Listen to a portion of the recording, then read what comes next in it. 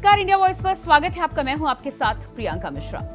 लोकसभा चुनाव के घमासान के बीच जहां बीजेपी संगठन स्तर की बैठकें कर रणनीति पर चर्चा और विचार विमर्श कर रही है, तो वहीं इंडिया गठबंधन में कांग्रेस की अमेठी और रायबरेली सीट पर सस्पेंस अभी भी बरकरार है। राहुल गांधी की यूपी से चुनाव लड़ने को लेकर कांग्रेस के कार्यकर्ता तो मुखर हैं, मगर आला कमान ने इस मुद्दे पर पूरी तरह से चुप्पी साध रखी है। अब इस चुप्पी के पीछे कांग्रेस की कोई रणनीति छुपी है या फिर कंफ्यूजन, ये तो पार्टी के फैसले के बाद ही पता चलेगा। मगर जिस तरह से इन सीटों पर कयास लगाए जा रहे हैं, ऐसे में देखना यह है कि आखिर कांग्रेस के ऐलान के बाद यूपी की सियासत का पारा कहां पहुंचता है। क्योंकि एक तरफ तो राहुल गांधी के नाम के ऐलान को लेकर सस्पेंस, तो वहीं दूसरी तरफ स्मृति ईरानी के चुनौती भरे बयान इस सीट को सबकी नजर मिलाकर खड़ा करने का काम कर रहे हैं। तो आज हम बात करेंगे हाई फाई और सियासी अमेठी की, मगर इससे पहले एक नजर डालिए इस रिपोर्ट पर।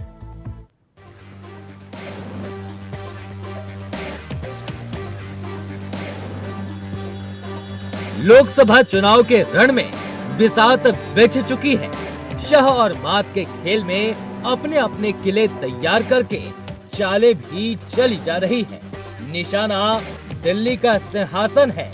शतरंज के खेल को जो लोग करीबी से समझते हैं, वो जानते हैं कि सामने वाले खिलाड़ी को मात देनी है तो खुद की चाल से ज्यादा सामने वाले की चाल पर नजर रखनी होती है, और अपनी चाल से दूसरे को कंफ्यूज करना भी रणनीति का हिस्सा होता है। ऐसे में कांग्रेस देर और काफी इंतजार के बाद एक ऐसी चाल चल सकती है जो यूपी के साथ देश की सियासी तपिश बढ़ा सकती है। जी हाँ, राहुल गांधी अमेठी से चुनाव लड़ सकते हैं, और इसके पीछे कांग्रेस का मकसद ये भी है कि उत्तर प्रदेश में कमजोर पड़ी कांग्रेस को फिर से खड़ा करने के लिए जरूरी है अमेठी और रायबरेली। उत्तर प्रदेश के अवध अंचल की हाई फाई सीटें कभी कांग्रेस का गढ़ थी, अब धर्म संकट बनी हुई है। इन दोनों लोकसभा सीटों के लिए पार्टी सस्पेंस बनाए हुए है। मुमकिन है कांग्रेस खुद सस्पेंस में हो। इस रस्साकशी के बीच सूत्रों के हवाले से खबर चल गई कि प्रियंका गांधी वाड्रा लोकसभा चुनाव नहीं लड़ेंगी। इंडिया वॉइस के सूत्रों के मुताबिक प्रियंका सिर्फ चुनाव प्रचार में हिस्सा लेंगी। वायनाड से कांग्रेस सांसद राहुल गांधी अमेठी से लड़ेंगे या रायबरेली से, इसका अंतिम फैसला 24 घंटों के भीतर ले लिया जाएगा। एक दिन पहले ही सूत्रों के हवाले से चर्चा थी कि कांग्रेस की केंद्रीय चुनाव समिति की बैठक में पार्टी अध्यक्ष मल्लिकार्जुन खड़गे को सुझाव दिया गया था कि राहुल और प्रियंका गांधी को अमेठी और रायबरेली से उम्मीदवार बनाया जाए। बैठक में उत्तर प्रदेश के प्रभारी महासचिव समेत कांग्रेस नेताओं ने राहुल प्रियंका की पुरजोर वकालत की, लेकिन हो सकता है कि राहुल गांधी अमेठी से चुनाव लड़ सकते हैं। अमेठी में सियासी पारा 7वें आसमान पर है। भारतीय जनता पार्टी की ओर से सोमवार को स्मृति ईरानी ने अपना पर्चा दाखिल कर दिया, लेकिन राहुल गांधी फिर अमेठी से चुनाव लड़ेंगे या नहीं, इसे लेकर अब तक सस्पेंस जारी है। कांग्रेस अब तक ये तय नहीं कर पा रही है, लेकिन इतना जरूर है, कांग्रेस अगर ऐसा करती है तो यूपी की सियासत का पारा 7वें आसमान पर जरूर पहुंच जाएगा। Bureau report, India voice.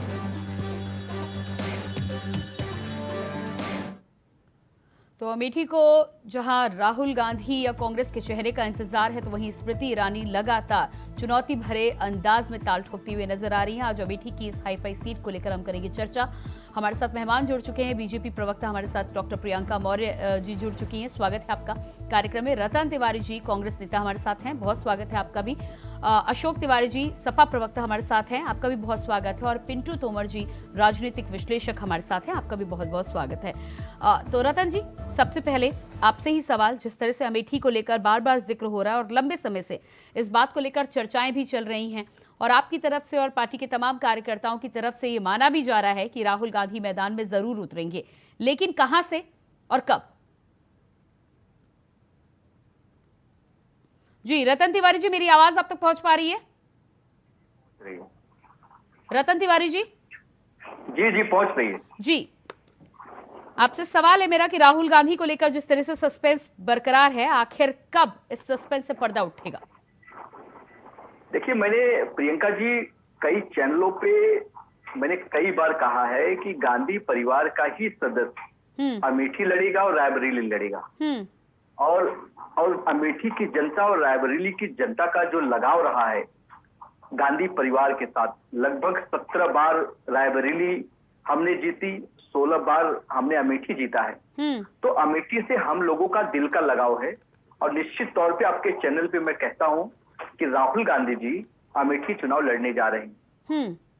तो जब ये सब कंफर्म है, कल 1 मई भी है और उसके बाद नामांकन भी है, 3 मई आखिरी तिथि भी है, तो फिर आखिर ये सस्पेंस किस लिए? क्योंकि अगर ये विरोधी पार्टी के लिए सस्पेंस है फिर तो ठीक है, लेकिन कार्यकर्ता को जिस तरह से आपने सस्पेंस में रखा है, आपको नहीं लगता कम समय मिलेगा? ये अलग बात है कि राहुल गांधी पर आपको लगता है कि राहुल गांधी के नाम का ऐलान होगा तो सीट आपकी है, लेकिन फिर 2019 का चुनाव भी आपको याद रखना चाहिए।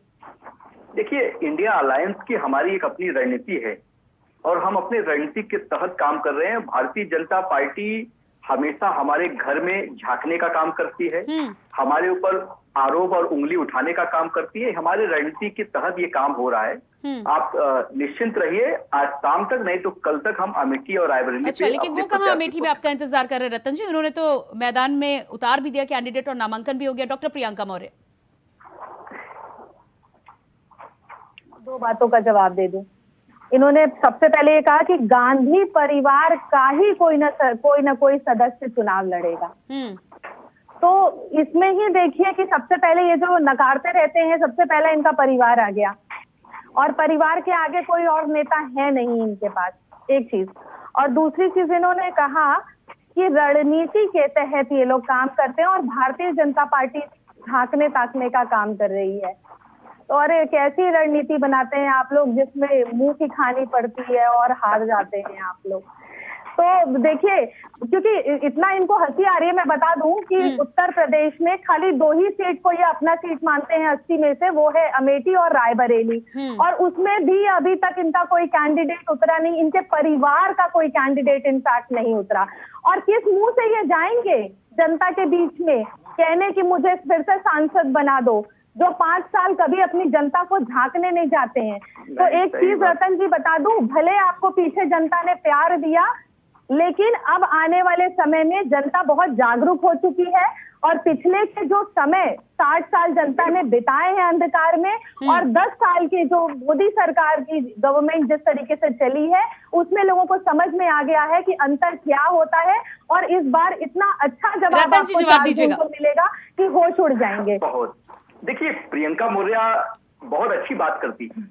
इन्होंने कहा कि पिछले 10 वर्षों तक हमारी सरकार है, लेकिन हमारी सरकार में हमारे प्रधानमंत्री जी पिछले 10 वर्षों में सिर्फ झूठ और जुमले की बरसात करते आए हैं।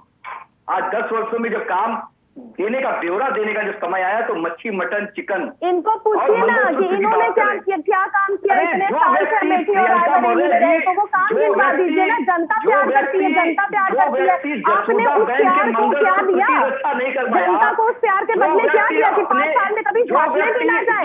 अमेठी में आपका प्रत्याशी नहीं उतरा और अमेठी में मैं बता दूं, स्मृति ईरानी जी ने राहुल गांधी को शिकस्त दे दिया था पिछले चुनाव में, बड़े अच्छे से हारी थी। प्रियंका जी, तो ये सबको पता है। और दूसरी बात बता दूं रायबरेली की, तो अपने स्वार्थ का बहाना करके सोनिया गांधी जी मुंबई इंडी गठबंधन की बैठक करने चली जाती है, बैंगलोर चली जाती है, लेकिन जहां से वो सांसद है वहां की जनता के पास एक बार भी नहीं जाती है हाल चाल पूछने के लिए। बताइए ना, कौन आपको लेकर के आएगा? नहीं तो रतन जी, आप भी जवाब दे दीजिए। मच्छी मटन की आप बात कर रहे हैं, राहुल गांधी और प्रियंका गांधी कितने बार रायबरेली और अमेठी में नजर आ गए? अमेठी रायबरेली गांधी परिवार का गढ़ है, उनका। तो इसका मतलब है आपको वहां जाने की जरूरत नहीं है? ये मैं कह रहा हूं ना कि एक एक व्यक्ति, एक एक सदस्य से, अमेठी रायबरेली के एक एक सदस्यों से गांधी परिवार से जुड़ाव है। प्रियंका मौर्य बहुत अच्छी तरीके जानती है, ये लड़की हो लड़ सकती कि हमारी पोस्टर गलत थी, लेकिन अचानक भारतीय जनता पार्टी ने इन्हें अपने खेमे में कैसे ले लिया वो पूरे देश से देखा था। कि किस प्रकार। अरे तो ये तो आप बताइए ना कि आप प्रियंका जी को अपनी पार्टी में क्यों नहीं रख पाए, ये तो आप बताइए। फिर आप कह रहे हैं कि एक एक व्यक्ति जानता है, फिर वो 55,000 कौन थे जिन्होंने विरोध में वोटिंग की थी? यात्रा निकालते हैं न्याय करने के लिए, तो अन्याय आप अपनी पार्टी के लोगों से ही करते हैं। और एक और चीज प्रियंका जी, मैं जवाब इनका अभी दे दूं, मैं अभी इनकी बात का जवाब दे देती हूँ। वो ये है कि उनकी पार्टी का जो भी प्रत्याशी होगा वो परिवार का होना चाहिए। अगर परिवार के अलावा बाहर का कोई भी प्रत्याशी बनता है या फिर उसके अंदर हुनर है, वो आगे बढ़ने की कोशिश करता है, तो ये परिवारवादी पार्टी कांग्रेस उसको कभी आगे नहीं बढ़ने देगी, क्योंकि प्रियंका मौर्य इनके परिवार की नहीं थी। तो ये कारण था कि उन्होंने मुझे प्रत्याशी नहीं बनाया। और हाँ, मैं कांग्रेस पार्टी के साथ, आज मैं देश के साथ हूँ, आज मैं राष्ट्र के साथ हूँ। आपके जैसे चोरों के साथ रहने में मुझे। अरे लेकिन रतन जी, वो तो सीधे सीधे आप पर आरोप लगा रही हैं कि पोस्टर गर्ल होने के बावजूद भी, काम करने के बावजूद भी पार्टी में मौका नहीं दिया जाता, तो इंसान बाहर का रास्ता नहीं देखेगा तो क्या करेगा? अच्छा, तो फिर ऐसे व्यक्ति को आपने अपना पोस्टर गर्ल क्यों बनाया था? फिर आपने देखिए, ऐसे व्यक्ति को आपने अपना पोस्टर गर्ल क्यों बनाया था? यानी कि जनता को आप दिखाना कुछ और चाहते हैं और आपको जिताऊ कैंडिडेट कोई और चाहिए। अब ये बताइए प्रियंका जी, पोस्टर प्रियंका जी से पूछे कितने लोगों को उतारा था, कितने लोग जीत गए, चुनाव में टिकट दे देंगे, कितने लोगों को उतारा था, उनके अंदर क्या था, कैसे जीत गए वो लोग? जीत गए। उत्तर प्रदेश में 2 सीट लेकर के आए थे ये लोग। अभी आपको बहुत काम करने। चलिए ठीक है, आती हूँ, मैं मुद्दे पर आती हूँ। पिंटू तोमर जी, क्या लगता है आपको? राहुल गांधी को लेकर लंबे समय से कयास लगाए जा रहे थे और अभी तक तो उम्मीद की जा रही थी कि अमेठी और रायबरेली से राहुल और प्रियंका उतर जाएंगे, 1 मई को नामांकन भी कर देंगे। लेकिन अब ये खबर भी निकलकर सामने आ रही है कि राहुल को लेकर तो सस्पेंस बरकरार है। प्रियंका ने चुनाव लड़ने से या तो आलाकमान ने मना किया है या उन्होंने मना कर दिया है। उधर रॉबर्ट वाड्रा बार बार इस बात को लेकर बयान दे रहे हैं कि सक्रिय राजनीति में आना चाहते हैं। क्या चल क्या रहा है कांग्रेस में? क्या परिवार के तौर पर फैसला हो रहा है? मल्लिकार्जुन खड़गे फैसला नहीं ले पा रहे हैं या क्या देख पा रहे हैं आप?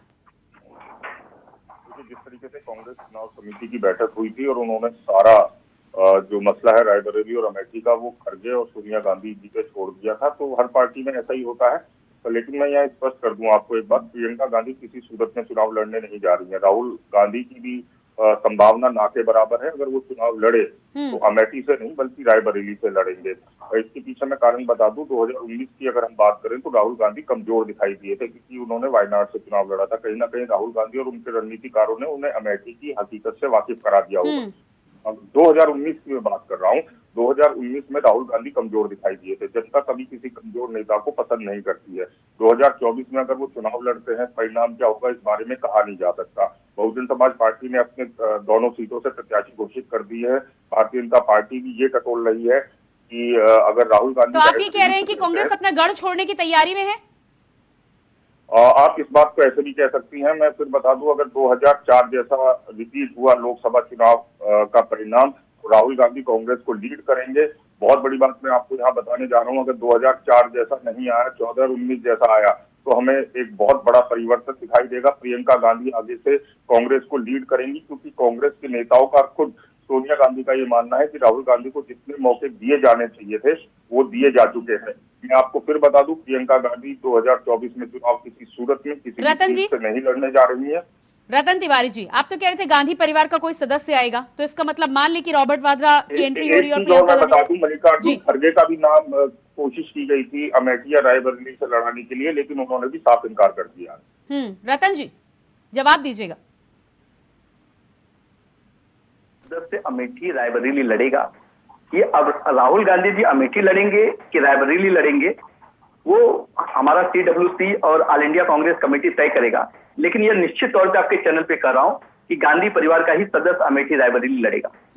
और मैं और एक चीज प्रियंका जी और कहना चाहता हूं कि राहुल गांधी ने जिस प्रकार पूरे देश की वकालत की है, सड़क से लेकर संसद तक इस देश की आवाज बुलंद की है, उनकी सदस्यता को रद्द करने का काम मुझे ये नहीं समझ में आ रहा है कि अगर गांधी परिवार का कोई सदस्य लड़ेगा, अब तो अमेठी से विपक्षी कैंडिडेट का यानी कि बीजेपी के कैंडिडेट का भी ऐलान हो चुका है, तो फिर कौन सी रणनीति, किस बात का आप इंतजार कर रहे हैं? क्या आपको लग रहा है कि 3 मई को अगर आप नामांकन करेंगे तो जनता में कोलाहल मच जाएगा और उसके बाद भारी मतों में वो तमाम जो कोलाहल है वो आपके वोटों में तब्दील हो जाएगा? क्या लग रहा है, किस बात का इंतजार हो रहा है? प्रियंका जी कोलाहल तो बचाने की हमारी कोई मनसा नहीं है। हाँ। लेकिन रणनीति के तहत हम काम कर रहे हैं, हमारे पास समय है ना, उस समय के तहत हम काम करेंगे। रणनीति या कंफ्यूजन, ये तो पता चल ही जाएगा अशोक तिवारी जी। कंफ्यूजन मैंने क्लियर कर दिया ना, कंफ्यूजन कहाँ से आ गया? अब ये तो पता चलेगा ना, अभी ज्यादा दिन नहीं है, 3 दिन है, आखिरी तारीख है, 3 दिन पर आपको नाम देना ही होगा और उसके बाद आ जाएगा। 3 दिन आप और सस्पेंस बरकरार रख लीजिए अशोक जी।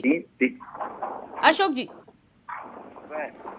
क्या लगता है आपको, अखिलेश यादव का नाम जिस तरह से ऐलान हुआ था, आखिरी समय पर ऐलान हुआ, खैर नामांकन कर दिया गया और चुनावी मैदान में उतर आए, लेकिन राहुल गांधी और प्रियंका गांधी को लेकर लंबे समय से खबरें थी, सेफ सीट भी मानते हैं, हालांकि पिछली बार 19 में सेफ नहीं थी, लेकिन रायबरेली को अभी भी गढ़ माना जाता है।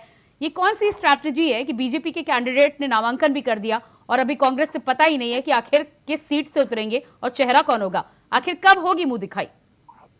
देखिए, निश्चित रूप से हम इंडिया गठबंधन में हैं, कांग्रेस हमारे गठबंधन का एक अहम हिस्सा है और कांग्रेस की रायबरेली और अमेठी सीट अपनी सीट रही है, परिवार की सीट रही है।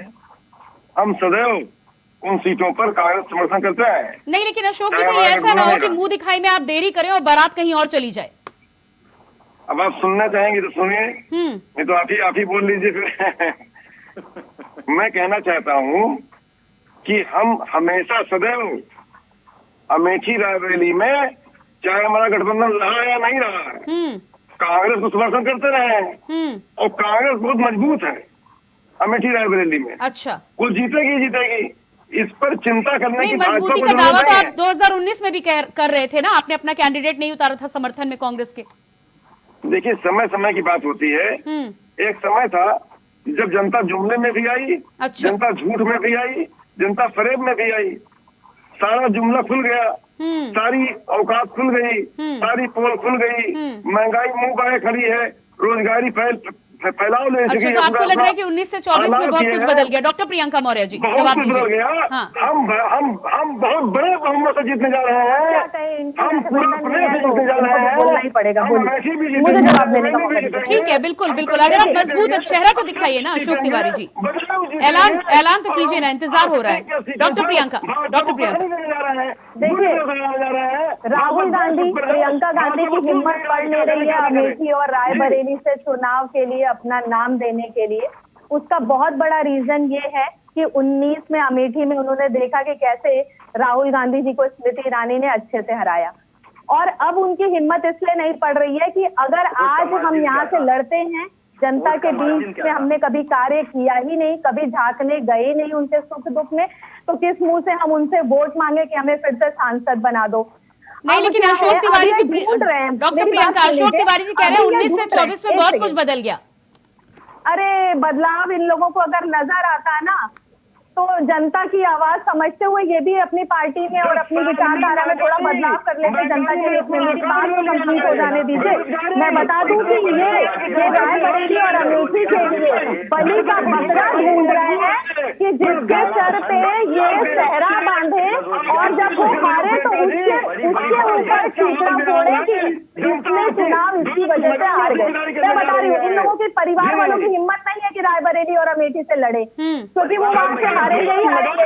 ये सोच रहे हैं बलि का बकरा मिल जाए और जब हारे तो उसके सर पे चला जाए सारा सहरा कि इसकी वजह से हारे। इनको कैंडिडेट नहीं मिल रहा है, ये इतना कंफ्यूजन में है, इतना परेशान है कि हम करें तो क्या करें, किसको सामने ले आए। अशोक तिवारी जी बोलेंगे अपनी प्रियंका, डॉक्टर प्रियंका तो साफ कह रही हैं कि परिवार में हिम्मत नहीं है कि कोई मैदान में उतरे।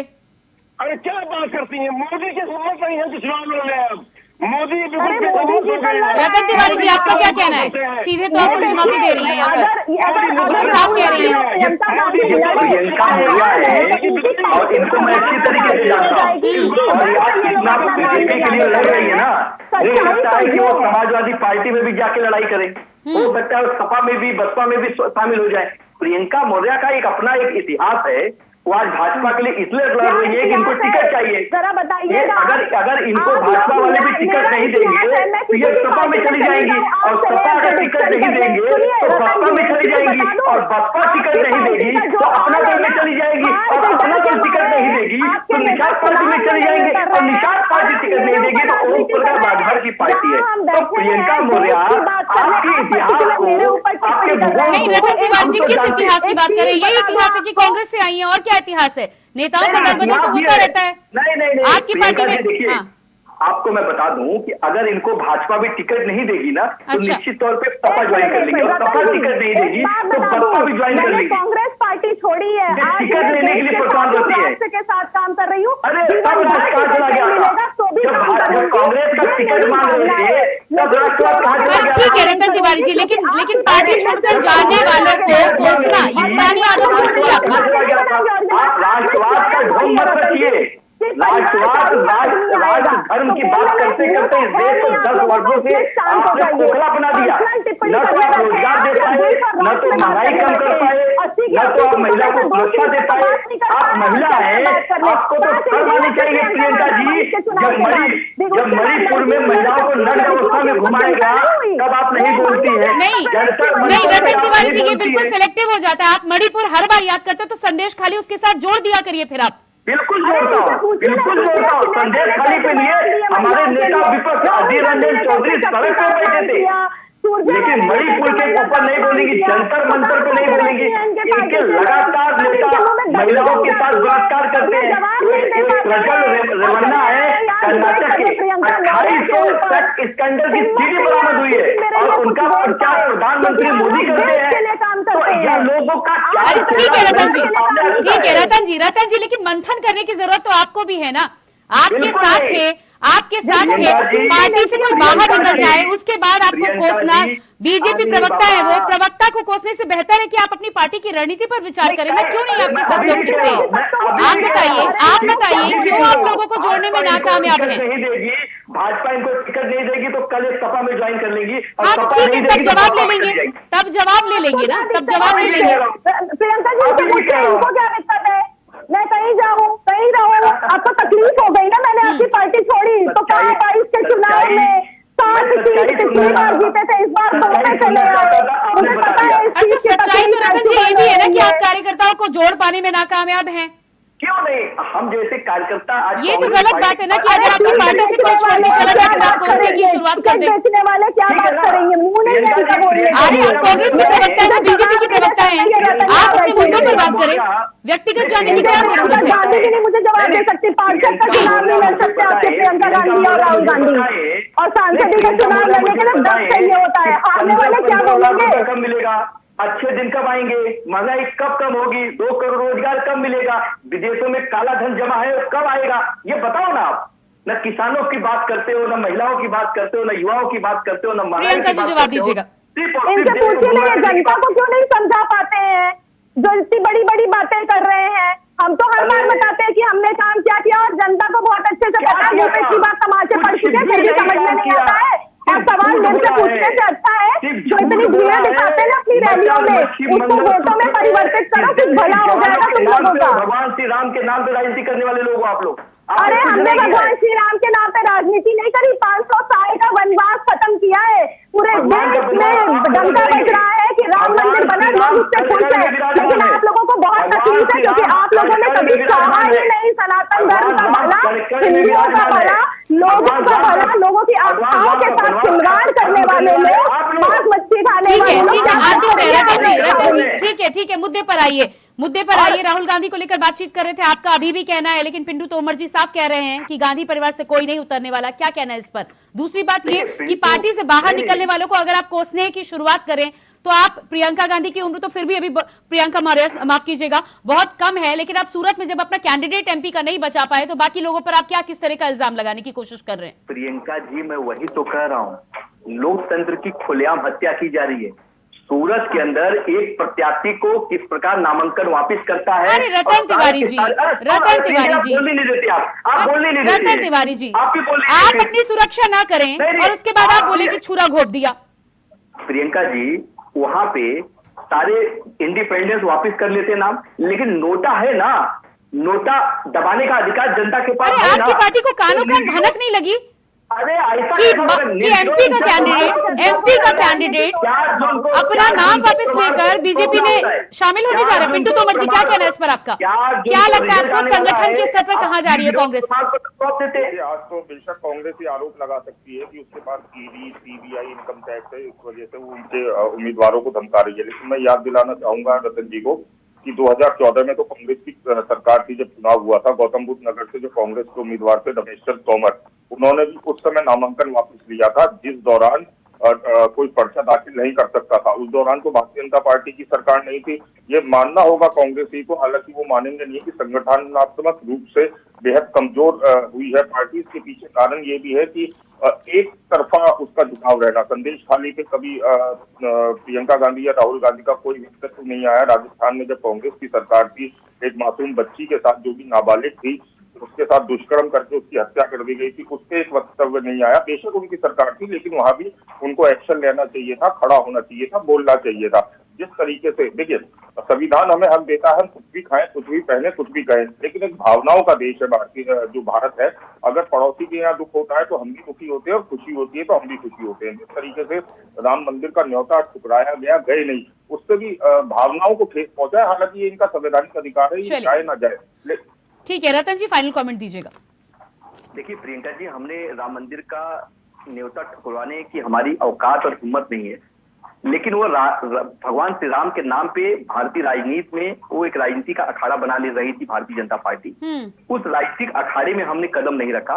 भगवान श्री राम हमारे आत्मा में विराजमान है, और हम सारे कांग्रेस पार्टी के लोग बड़ी श्रद्धा सुमन से उनको मानते हैं, और हम सही वक्त से उनका दर्शन करने जाएंगे जब उनका बुलावा होगा। जी प्रियंका जी, रही बात सही वक्त इनका कभी नहीं आया।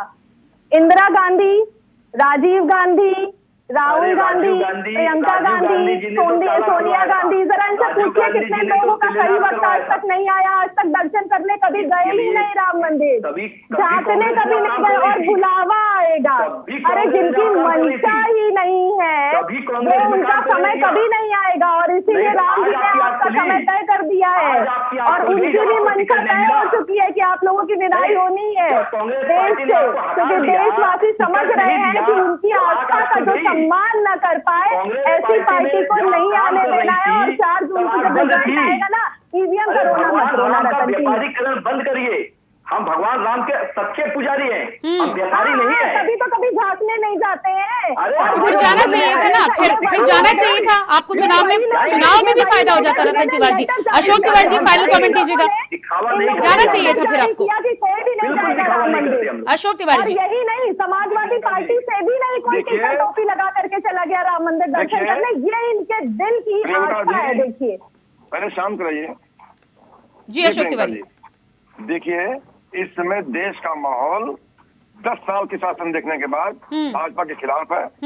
इस समय देश का नौजवान, देश का किसान, देश का जो है महिलाएं जो कि महंगाई की मार झेल रही हैं, सभी लोग लामबंद हैं, और सभी लोग उस दिन का इंतजार कर रहे हैं जिस दिन हमें वोट देना हो। चलिए, 2 फेज देख चुके हैं, आने वाले फेजों में भी भाजपा की चलिए ठीक है। उम्मीद करती हूँ वो दिखाई होगी, और आपके कार्यकर्ताओं को, इंडिया गठबंधन के कार्यकर्ताओं को काम करने का मौका मिलेगा।